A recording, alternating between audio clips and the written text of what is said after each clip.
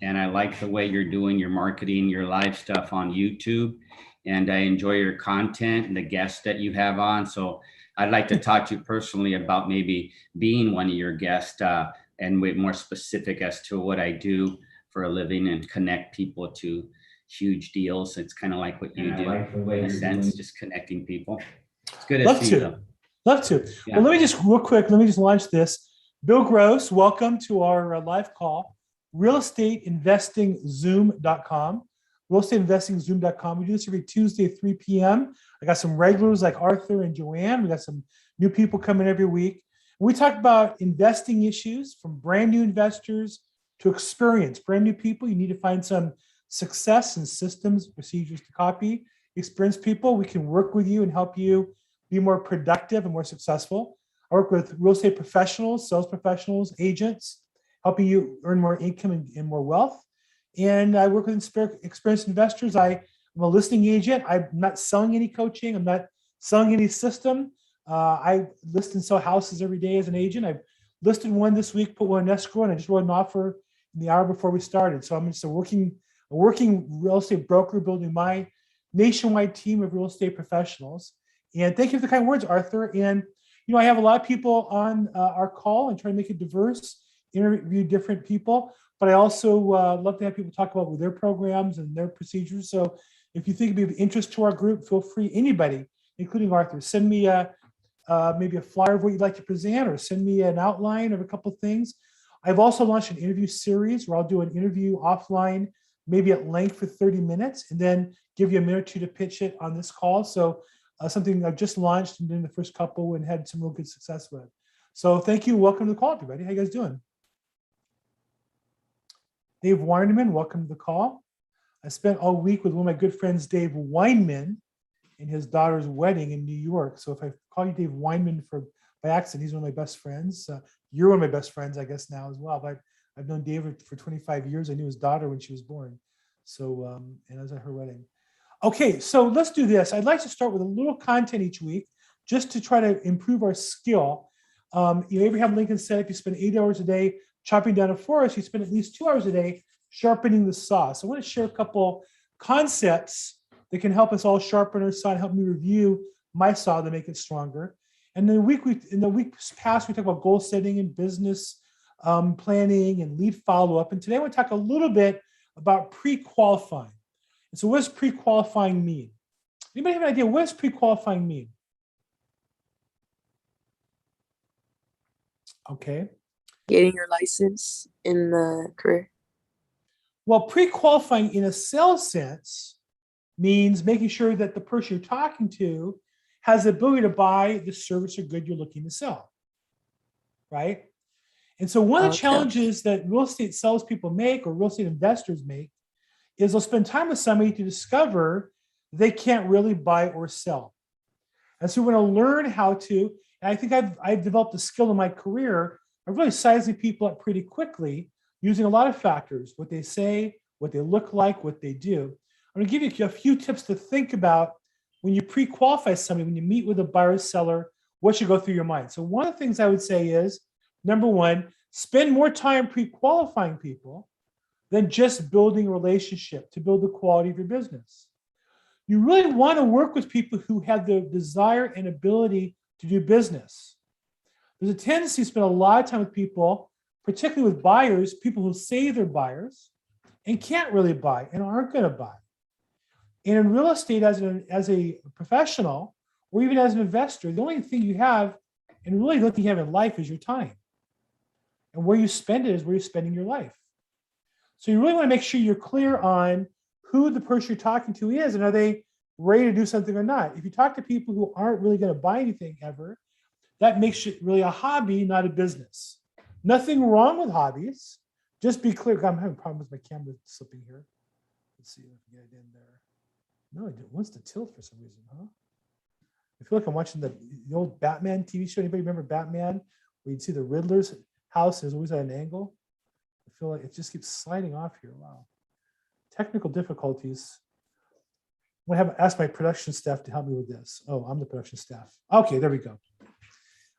So we want to spend time pre-qualifying, meaning finding out if the person we're talking to has the ability, do they have the money? Do they have the real interest? Do they have the motivation to really buy something or sell something? So you want to talk to people who have to sell, not would like to sell.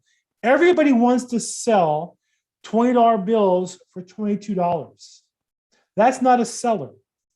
A seller realizes if he wants to sell a $20 house, he has to pay $1 or $2 in fees and services to get it sold. But he needs the change. He needs $18. That's pre-qualifying a seller. Number two, if you need to, especially in the beginning, create a script or checklist of the key points as you pre-qualify people. And one of them might be, tell me again, why do you need to sell this property? They need the money, they need the cash, they need to do something. If they're not, the more they're in touch with that, the more motivated they are, the less they're in touch, the less motivated they are. And selling a property or buying a property from an unmotivated seller is like trying to thread tennis shoes without the little eyelets when the tennis shoes are wet. You try to push it through, it just won't go through. So you really want to make sure you ask the questions and write down those questions or keep a script in front of you to help you understand what people are really looking for. Number three, you want to look for people that have to sell when you're pre-qualifying them, not just want to sell. Have tos are they need a bigger house, they already bought a bigger house, they're already moving, they're changing jobs, they need the money, they can't afford it, it's vacant, they inherited a estate. All those are reasons why somebody has to sell a house, not maybe would want to. Number four is asking good questions pre-qualifying will set you up as a professional. We're scared to ask those questions, but just like when you go to a doctor's office, the doctor asks you a series of questions to assess your situation, right? We have to do the same thing in order to be effective to help find the right solution for our prospect. Number five is the same with buyers. When people say they want to buy something, they want to invest, we need to make sure, do they have the money or do they have a loan in place? And it happens regularly to me that a buyer will say they want to buy and they have the lending set up, and then you get into escrow and you find out that lender's not really legitimate. And so I've learned to push to say, I like to meet your lender so we can work together and just make sure that everything is ready to go. And then the last thing I want to say is what happens if you don't pre-qualify people. You end up spending a lot of time frustrated yourself. You'll take a listing or you'll take a wholesale deal that won't really sell because they're not motivated. So they're not going to price it at a price to cause it to sell. You'll spend way too many hours not getting paid. You'll make less money and usually you'll get frustrated, and that's why people quit. The shortest way for a buyer an agent to quit the business is work with a lot of non-motivated buyers. And the flip side, I should say, their agents will tell themselves, oh, I'm doing great. I have 2 pre-qualified buyers. And I always ask them, well, how many pre-qualified buyers do you need for one contract? It might be 10. So if you have 2, you're about 1/5 of the way there. Okay, so those are some thoughts on pre-qualifying. Anybody have any questions on that or comments on that?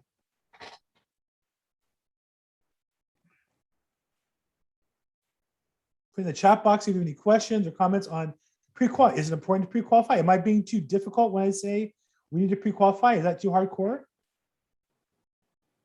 I don't think so. I would say from a property management standpoint, it just passes on the looky-loos that waste time. They, I'm going to show up to a showing and they don't have income. They don't meet the criteria. It goes the same if you're selling real estate. You don't need to spin your wheels and go meet them when they're not, what is their goal? Is it 3 months, 6 months, or is it 2 years from now? Do they have the money? So, it's just a matter of, it's going to cost you more than it's going to make you in the long run, depending on where they fall into that spectrum. Right. Right. And then you have more time to spend with those who are qualified, right? Because they're qualified. If I know somebody has to sell property, people call me all the time. I'm sorry I called you late at night. No, I don't always, honestly, I don't always pick up the phone. I'm busy. I go to bed earlier than most people. I kind of cut off my workday at some point, but I pick it up sometimes if I got nothing else to do. Last night I had nothing else to do at 8:30. Phone rings, I pick it up. Sorry to buy you at night. No problem at all. You're a qualified seller, ready to sell a house, filling out a listing agreement. I'm available.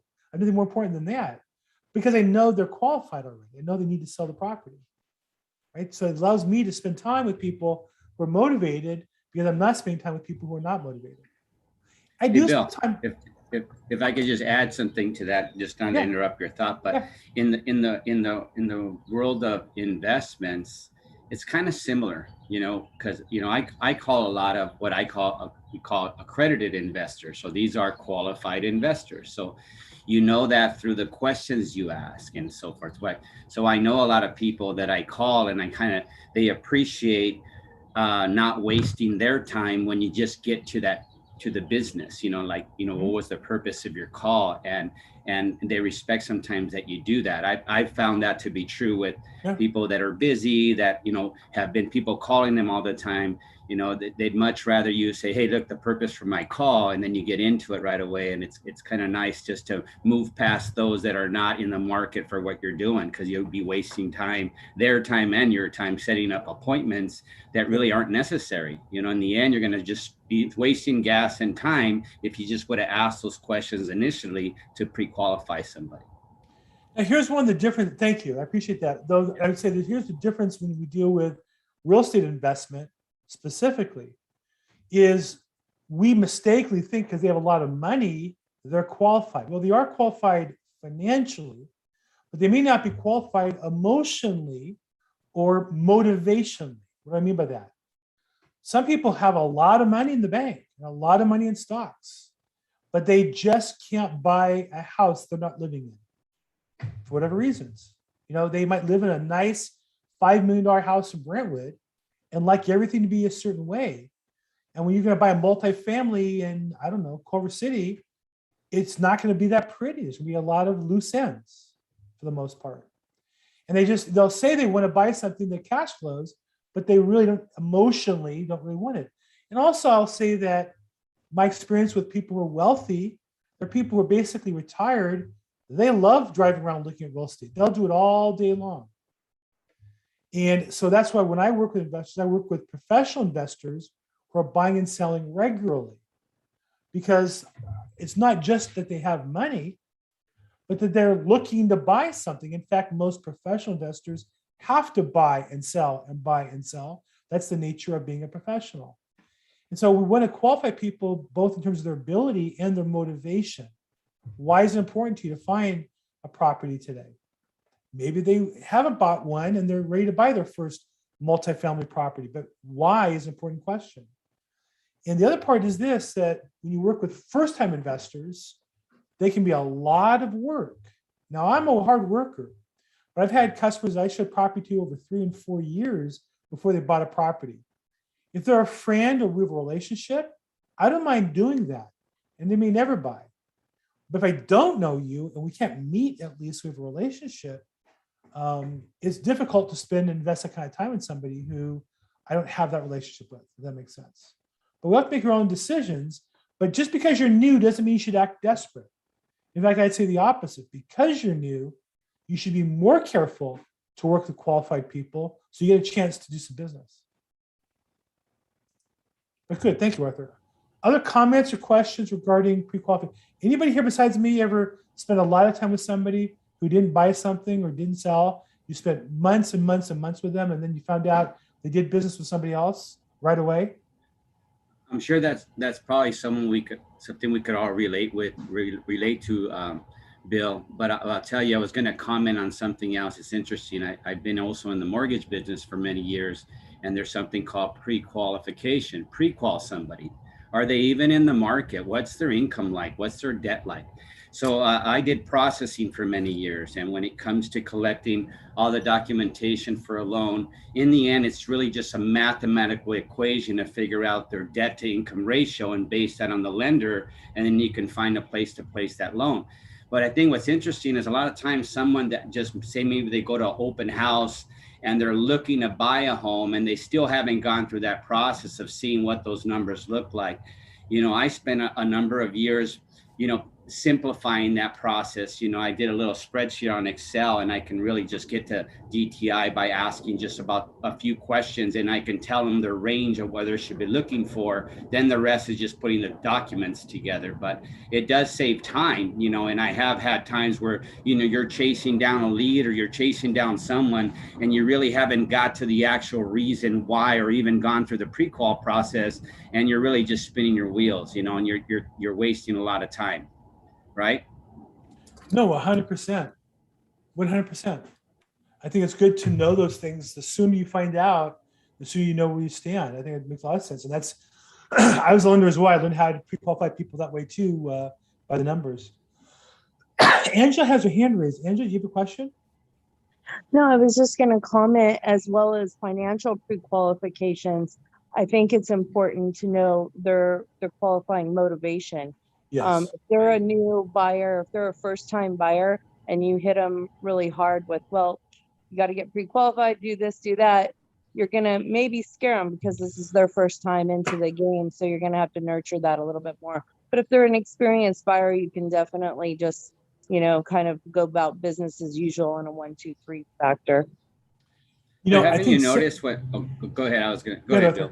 Go ahead. I was just going to say, I've taken many loan applications where you got to get into the details of it, but I think a less intimidating way to approach, say, a new home buyer would be just to get some of the basic questions asked and get that range done in just a matter of minutes, versus going, okay, let's sit down, give me all your pay stubs, let's analyze this, and then I'll tell you later, another day, how much you qualify for. So that process, I've simplified it and just made it a little bit more where someone at least knows what range they're in to purchase property. And they might be looking at a house that might not even be in their range because they haven't done the math.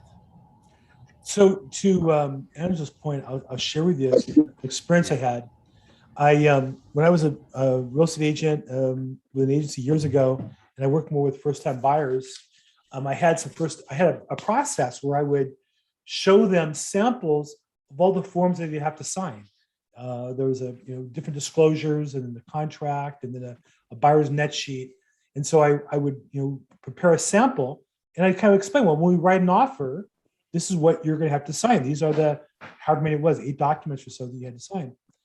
And so one day I thought, you know what, I want to kind of test their motivation. So even though it said sample on the documents, I took a pen, and where they would sign, I didn't have an initial every page, like a normal buyer has to initial each page, and several places on some pages. But on just the signature page, I just put a big X right through the whole paper, not even just the signature box. I put an X top to bottom, left to right through the page. I said, look, I just want to have the experience of signing a purchase contract. This is a sample, and I've X'd it out. I just want you to feel what it's like to sign it. And I had 2 buyers in a row who could not sign that document. Signing the contract was so emotional for them, they couldn't even go forward. So now, shame on me for not figuring it out sooner, maybe. But it was a powerful lesson in how important it is to figure out people's emotional motivation on top of their, actions, what they say they're doing. Sam McCune, welcome to the call, man. It's been a long time. What's up, Bill? Still buying houses? Absolutely. How you doing? I assume you retired, man. I was looking for you like beaches in Miami or something, sitting around, collecting checks or something. Huh? I thought, yeah? No, not that much money yet, man. Okay, let's look at it. I met Sonny back. The precursor of this meeting was pre-COVID. We used to have a weekly meeting at the Sizzler in Van Nuys, I think on Van Nuys Boulevard, and at lunchtime on Wednesdays, noontime. I met Sonny there and a couple people here on the call. Dave Warnerman I met there. Hey, Dave. And so since COVID, I haven't seen Sonny, though I see your Facebook and I see you out doing your thing social media-wise. So, and Sonny is a wholesaler. And you work primarily what, South LA area? What area do you work in? Yeah, primarily South LA. Are you able to door knock again now, or driving for dollars? Or what are you doing to generate some business? Well, I've been door knocking the whole time. I never actually stopped, even during COVID. How about that? You get arrested for door knocking? I was have to say, for door knocking, get arrested? Who knows what else you're doing? I don't want to know. Or like, I mean, did anybody ever call you or cause a problem, or was there any moment that it was difficult for you? I had one person that kind of gave me some pushback because she was in pre-foreclosure, so she was just already upset just Okay. because of their situation. Okay, good. Did you notice other people door knocking while you were? No, not really, no. No, no. So it's all you. So all that money's yours. Whatever you want to get, it's yours. Okay, excellent. Well, good. Well, great to see you again, man. It's been a long time. Good to see you too, man. Great. And so, okay, so that was my comment was on pre-qualifying. Let's see maybe has anything else on that. Who has a real estate property maybe under contract or deal that needs to be sold or opportunity for people to invest in? May have anything that you want to share with that group today that some people can make some money on? If not, feel free to bring something here to the market. We're glad to share it. And we have, on this call today, 24 people, and we usually get about 50, 60, 70 YouTube views as well. So you may have anything they want to talk about today, any property? Let's see any.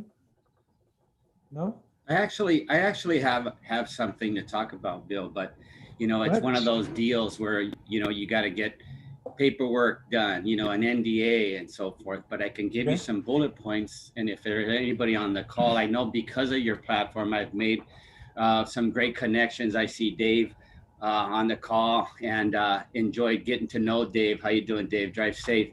But in right now with so much uncertainty out there in the stock market, and in the just in the financial sector in general, even in real estate, there's a huge shortage. There's a huge demand for real estate right now. If you do some research on the internet, there's a lot of the big hedge funds that are buying huge portfolio of single family residents out there. We got the moratorium on rents that possibly could get extended till September, and when there's so uncertainty in that part of the market. But, I have spent a lot of years connecting people, and I've never been privy to an investment opportunity for someone, and then that would be way beneficial to the person. So I have been privileged to be the only one hired by a company in Silicon Valley to raise $5.5 million for a company that has patents on something that's going to change the way we cultivate in the cannabis business. It's a huge billion-dollar business. So in cannabis, there's a pH reading on these plants. So there's a patent hold on some technology. Yeah. If we're going deeper here, so let's do this, because cannabis is great. Love to see people invest in it. So let's do this. If somebody's interested in investing in a cannabis product, but they need more information, obviously, and give you some more information, NDA, how would they get a hold of you, Arthur? The best way to get a hold of me, if I can, I guess I can just, to everyone, I will text out my email, get in contact with me, and then we can talk a little bit on the phone. That'd be great. Thank you for allowing the platform to mention a little bit about it. Appreciate you, Bill.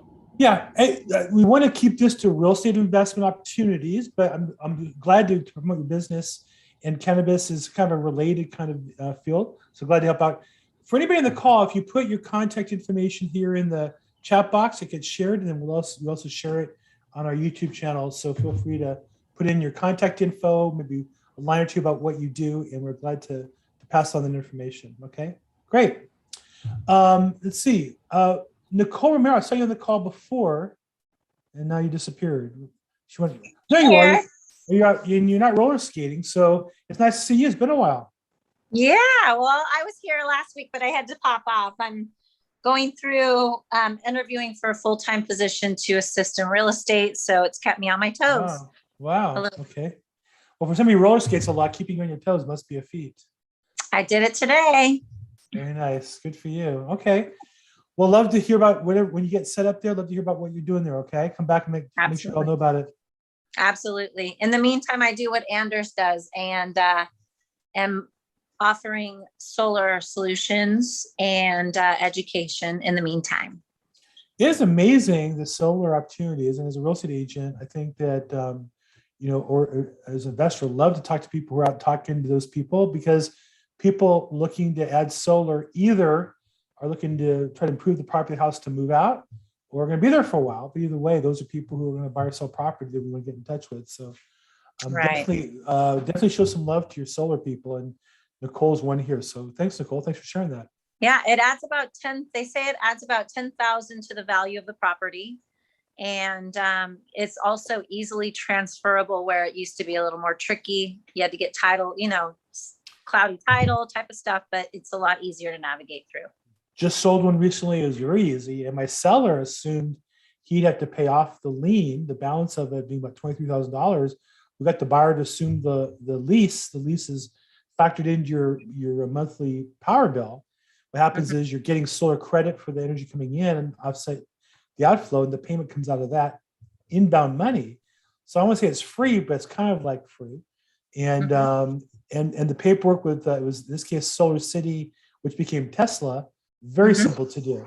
So I would definitely say take a look at it. If you own a house that has a roof on it that can be solar, take a look. Give Nicole a call, and if you if you're an agent or investor, definitely pair up with people like that who can help you convert some leads. So thanks. And I think it's important to also let people know, because I just let a real estate board know today who really were just not understanding.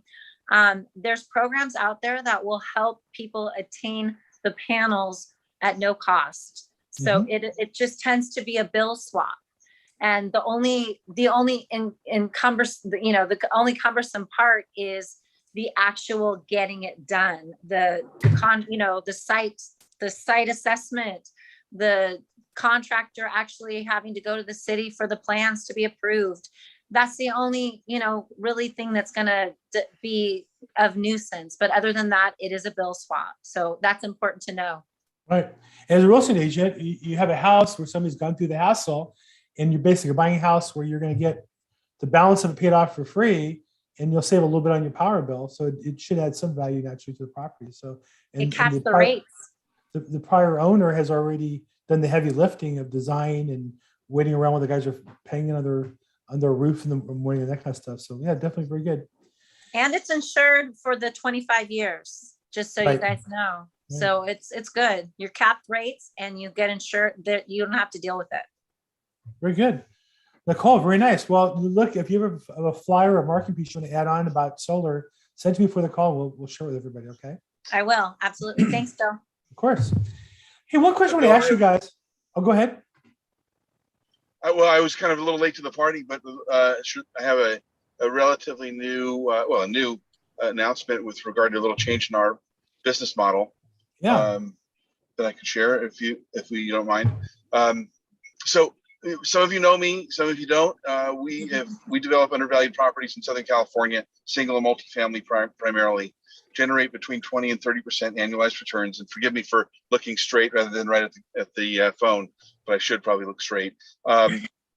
So we've been doing this for many, many years, and allowing and encouraging individual investors to participate with us and share equally in the profits with us, pro rata based on their investment. Minimum investment being $25,000. We have been doing this on a per project basis, meaning each individual property stands on its own, and each individual investor invests in one or more of those properties as they desire. And then when they mature and they're completed, they get their principal and profit and then roll it over. What we're doing to avoid the penalty of the taxes, the capital gains, we're creating a fund that will be for a longer period of time. Our duration has been between 8 and 18 months. This fund will be a 5-year fund, same minimum investment, but the annual anniversary of the investment will allow the investors to remove the profit if they would like from that they've earned that year. And our target is 25% annualized return. We've been consistently hitting that on every one of our projects for many years now, so we have a great track record. And what will happen is that those investors like me that will keep their money in and their profits in will compound their gains, as we all know about compounding. And our projection, very conservatively, is that everybody will double their money in, we say 5 years. I have penciled it out to be less than 3 years, probably less than 4 years.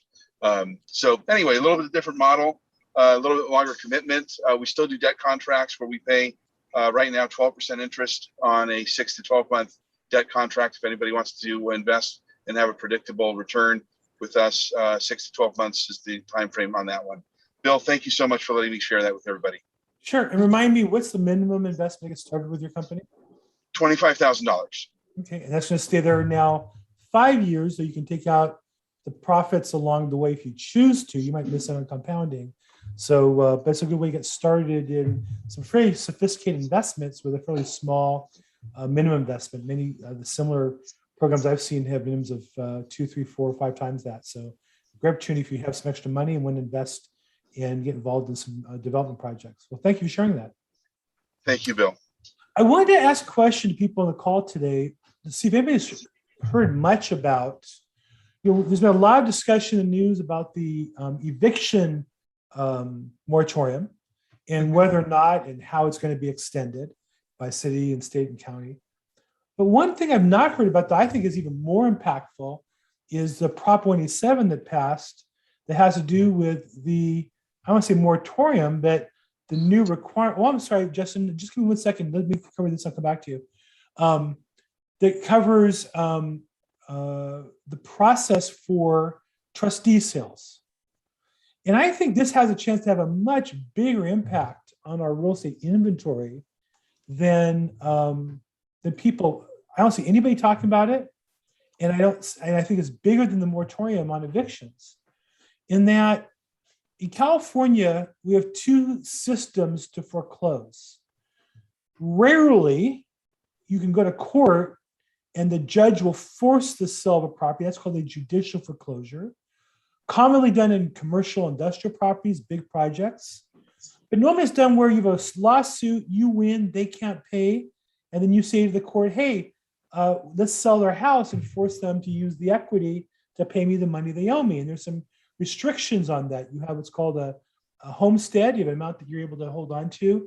And then they sell the house and the rest would be subject to being distributed. And that's called a judicial foreclosure by a judge. It's ordered, and then it's sold in LA County and throughout California. It's called a sheriff's sale. And they come what's called a right of rescission. So if you lose a lawsuit and it's your family home and it gets sold as sheriff's sale, you can come back a year or in some cases 2 years later and say, hey, I now can pay it off in full. I want my house title back. Here's your money. Right? So they're very rarely done because when they close escrow, an investor doesn't get regular title insurance. They buy it at the sheriff, the sheriff's deed. And then when they want to resell it, the title companies go, no, we're not insuring that because you might have to give it back to the guy within a year or two. And the result is in LA County, there were last year maybe 10 or 15 sheriff's sales, about 100 scheduled. The rest got put off and maybe 10 or 15 are effectuated. And it takes about a year or two to sell those properties. It's very complicated. I specialize in those, and I did more than anybody over the last couple of years. Most foreclosures are what are called administrative foreclosures because most home loans are not mortgages. We use the term mortgage, but the proper term is, as opposed to mortgage, a deed of trust. And a deed of trust sets up a third party. You have the beneficiary, the bank, you have the trustee and the trustor. And the trustee is the company the bank basically hires to manage this lien. The trustor is the borrower, it could be you as a homeowner. And if you can't make the payments, you've already agreed to allow the trustee to take the property in certain circumstances and sell it at public auction. It's what people refer to as the courthouse steps, though in LA County now, most of them are done in Norwalk in a hotel room, but there are also some done in Pomona on the courthouse steps and other places. But 95% were done in Norwalk inside a nice hotel room by auction.com. What changed with that, and again, the law changed, I don't think people are really talking about it, is that now, number one, if there's a tenant in the property, if it's tenant owned, they have a right to overbid the auction within a certain time period. I don't want to give the details. It's a 15-day time period, a 45-day time period. But basically, if an investor was to buy the property at auction, in the old days, they had to pay cash. They might get a hard money loan, and there's costs with that, and there's time and effort to find the property. That the tenant turn around and say, oh, I'm going to buy it instead and pay $1 more than you. And that's what happened with the first auction. And investors who used to buy at auction said, whoa, whoa, whoa, we can't afford to buy these properties if we're gonna be overbid.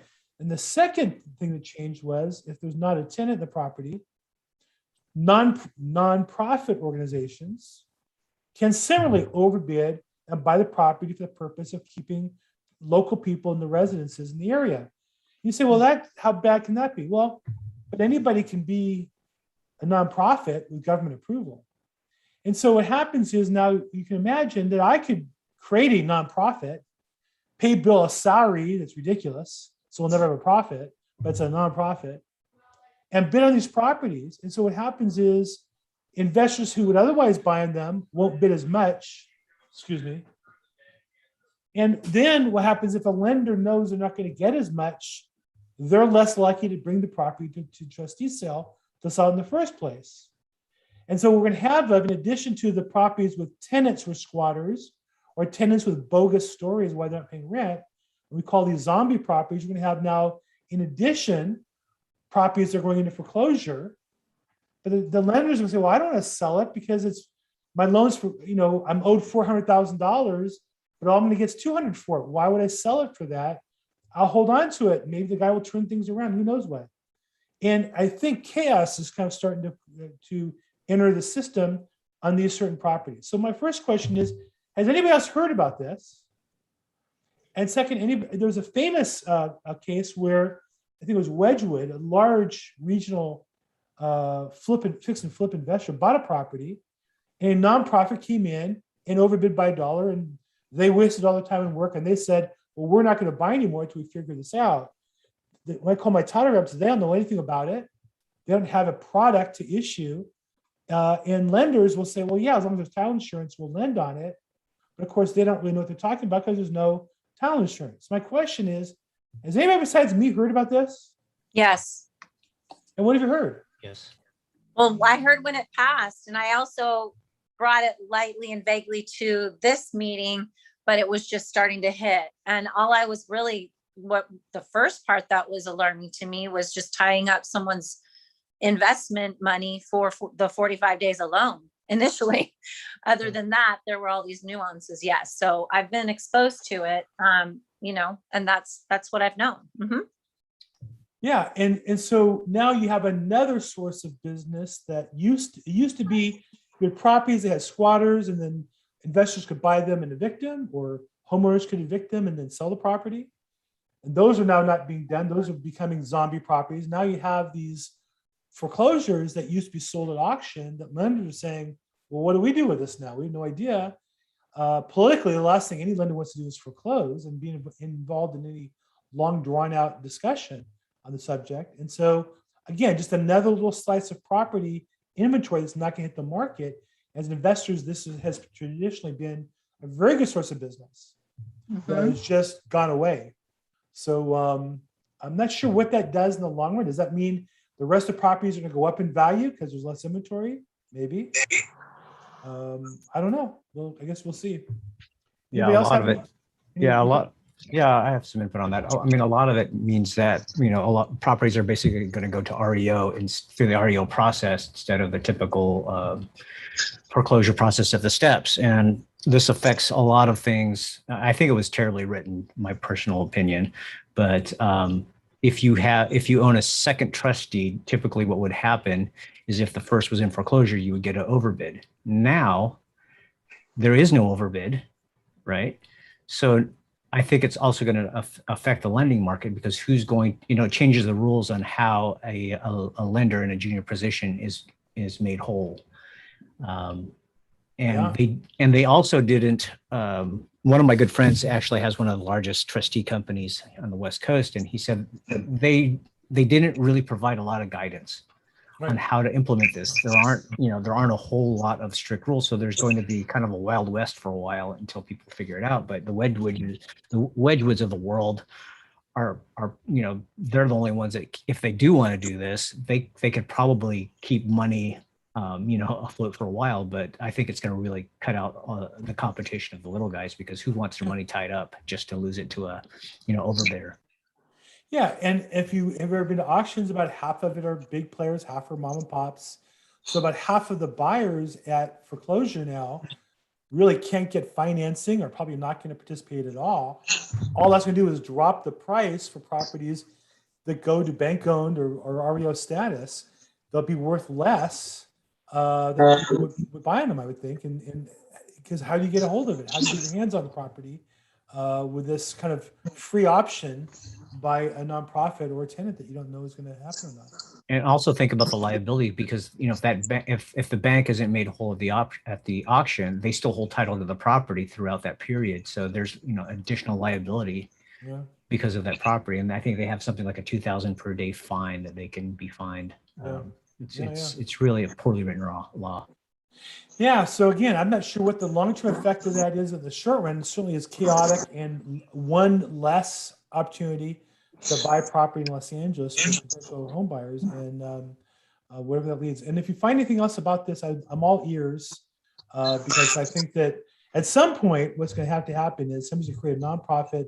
They're going to buy these properties and find some way to get money in the hands of the organization. And I'm sure the politicians, and I'm sure some home buyers, but you can't sell a property within a certain period of time without losing certain privileges. So the whole thing is very complicated. And that's exactly what's happening, Bill, is there's been a lot of nonprofits that were set up specifically for this purpose so that they are qualified bidders.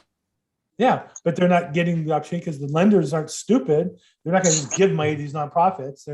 They want to maximize the value. They have to maximize the value of their assets. So it's not such a simple thing. So.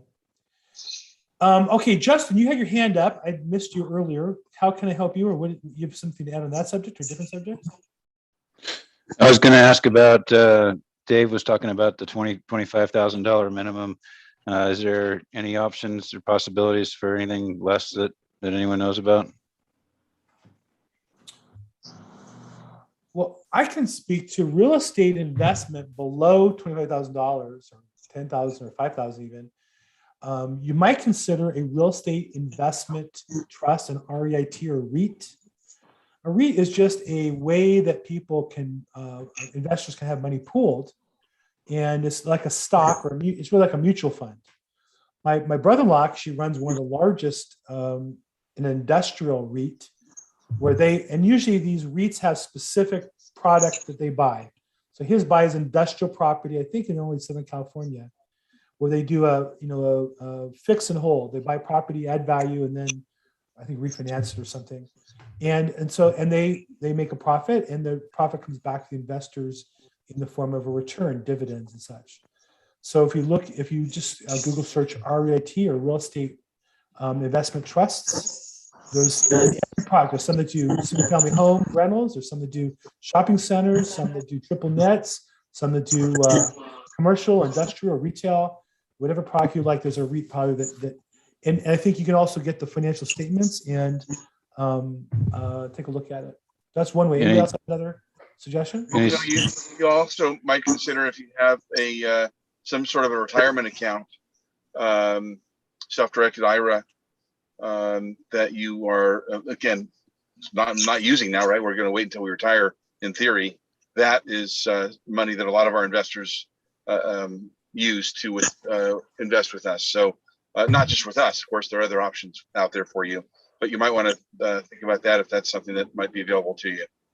Also, we have individuals that pool their money together, and like my kids, when they were first starting out, they went to their cousins, and they each 5 or 6 of them put in whatever money they could, came up with $25,000 and put it in and grew that, and then shared in the reward at the end. So that might be a way to start as well. If have a family member, someone that you trust that trusts you, you might want to do something like that together.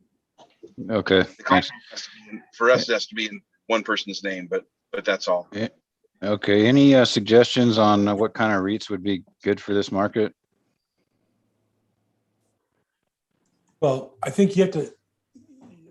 A REIT is really trusting somebody to manage the money for you. Like my brother-in-law had a great track record. It's Rexford Industrial. You might want to look it up. I think it's traded either New York Stock Exchange or NASDAQ. It's listed as a stock.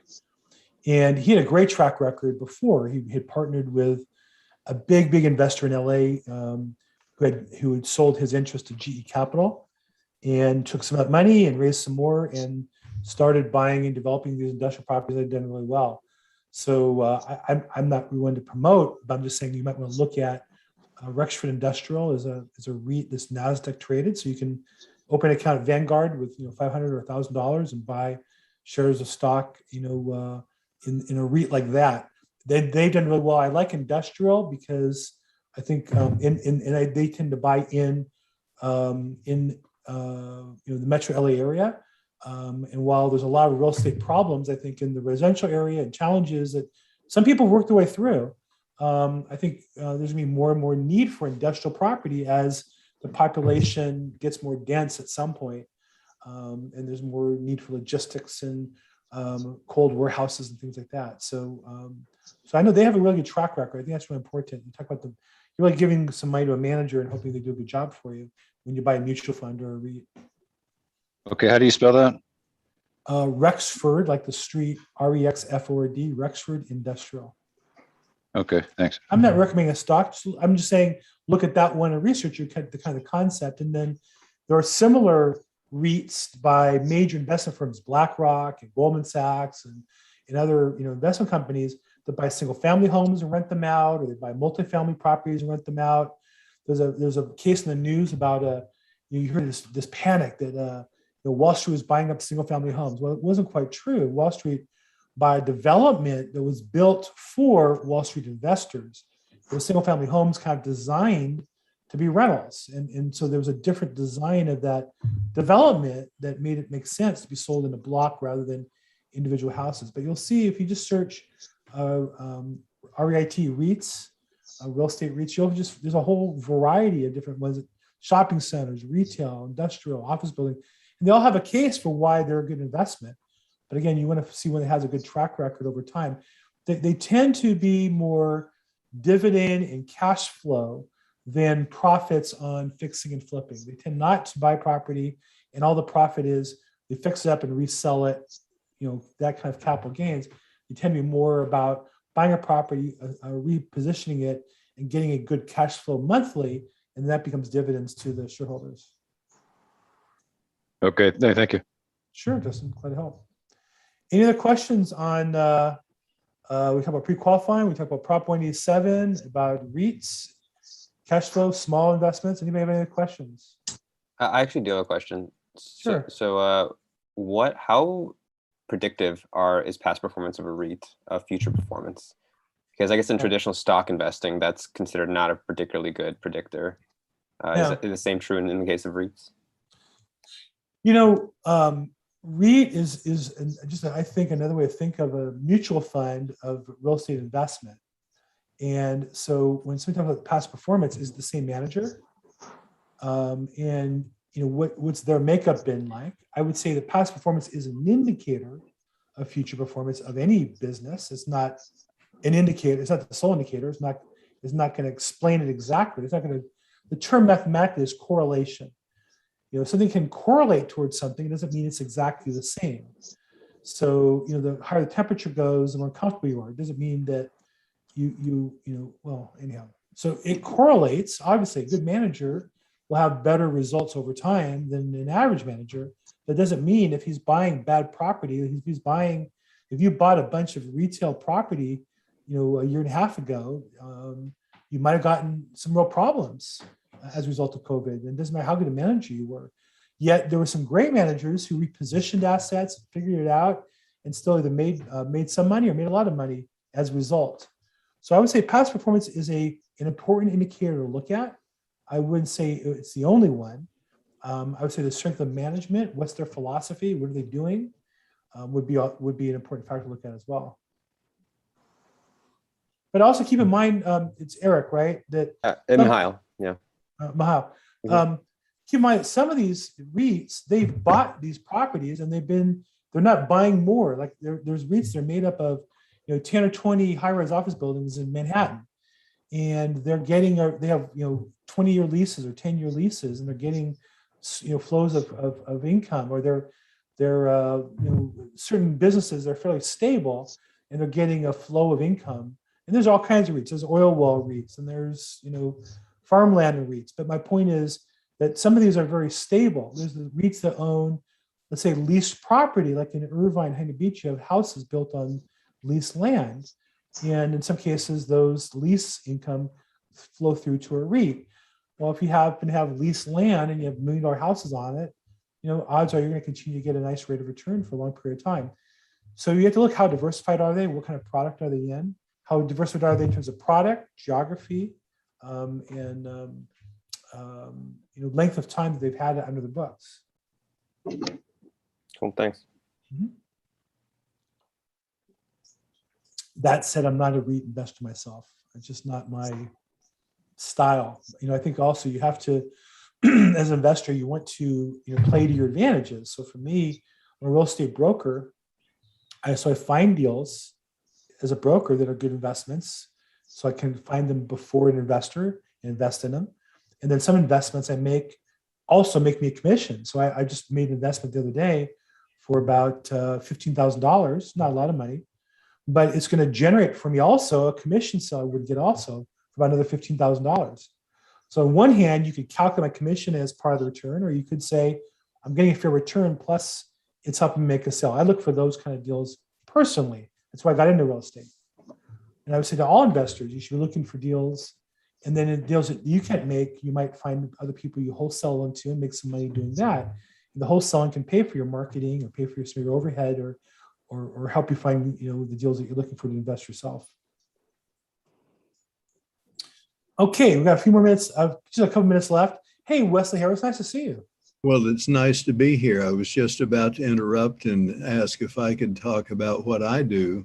Please. What he's talking about. I'm so afraid of investing in California and thinking of all the things that they do that I'm working with a fella in Phoenix, and we buy houses wholesale and sell them retail with non-traditional creative financing and create long-term cash flow with tax benefits, high rate of return and capital gains when they close on the final part of the deal. We work it in such a way that they have a contract that they are purchasing, overpaying market rate, and have 10 years to close the deal. And when it closes, we get a big lump of money. We have others that have closed after 2 years or 3. But that's what I'm looking for. I'm looking for equity partners. And if that sounds interesting, I'll put stuff in the chat and people can get in touch with me and I'll talk more about it. And Wesley, I've known you for a while and I've heard this before, but for the purpose of everybody, what's the minimum investment for somebody? You're looking for equity partners. What's the minimum investment for somebody who want to invest with you? Well, I'm afraid to mention it now because of hearing about the 25,000, it's about 100,000. Well, don't be afraid. It's your business. And look, it's not that people who have a higher minimum are bad people. It's just they're trying to keep their costs down, and it's easier for them to limit risk by dealing with fewer people for whatever reason. So no judgment there. But so $100,000 or more, talk to Wesley if you're interested in investing in kind of a cash flow based investment in Arizona, not in California, to avoid what's going on here. And then Wesley also is I don't know what your role is on the Wednesday noon Prosperity Through Real Estate. Are you the concierge? Are you the MC? What are you there? But this meeting is a kind of an outgrowth of the noon investment meeting we used to go to Wednesdays at noon at Sizzler. And I met Wesley there, and he started hosting a meeting Wednesday at noon, i.e. tomorrow, Pacific time. Tell us about that and what's your role with that? Well, I substitute for Steve Love, who does the Prosperity Through Real Estate, or the REI in Los Angeles. He owns 2 of them. And he's actually taken over a few years ago in Las Vegas. So he actually has 3 of them, and 1 in Las Vegas and 2 in Los Angeles. And nothing was going on with physically meet up at the time that he started it in the Valley. And so he started the lunch at the Sizzler at Sherman Way and Van Nuys Boulevard. And he then was finding that he would have too many times he would be drawn away to be in Vegas or be on an REI call and needed someone to substitute for him. And that's where I came in. And so I've been doing that. And lately, I've been doing it more than he has been on. So it seems like I'm in charge. And you guys have a weekly meeting that's free at noon. And then you also promote other events, training, classes and such. If somebody wanted to come tomorrow to the Prosperity and Real Estate, how would they find their way there? That's a good question. I guess you go to prosperitythroughrealestate.com and get on the mailing list if you're not already on. Okay. And you don't do ptre.com, because if you do that, you'll find you're going to some business that's, I've forgotten what it stands for, but you've got to do the full prosperitythroughrealestate.com. And I put the link in the chat box, and they have a whole program for newer people, learning opportunities and classes and networking. And I think it's important to network. Thank you, Wesley. Wesley also has a voice. I didn't say a face, a voice for radio. Yep. Well, I started in radio. That was my first job. There you go. I can see why. And not see why, I could hear why. You could have a face for TV too, but you definitely have a voice for radio. I may not be a doctor, but I've played one on TV. Very nice. Hey, Angela, I see your hand up. We got about 1 or 2 more minutes left. I maybe I missed you for a little bit, but you have a question? Oh, no problem. No, actually, so I've been on this call a couple of times, and it seems like it's mostly residential and some investors, but I'm primarily a commercial agent. So I do have an ask. I have a strange one that doesn't come up very easily through normal search processes. And I have a church looking for space in Lake Forest, Irvine, or San Juan Capistrano.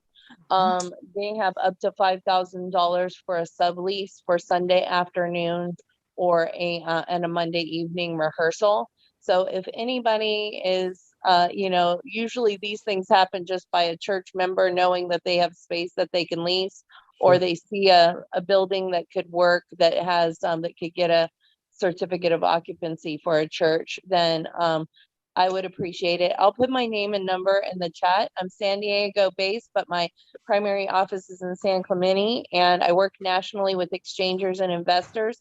I'm a principal myself, so if you got any hot deals, with self-directed IRA, whatever, I'm in. So give me a call.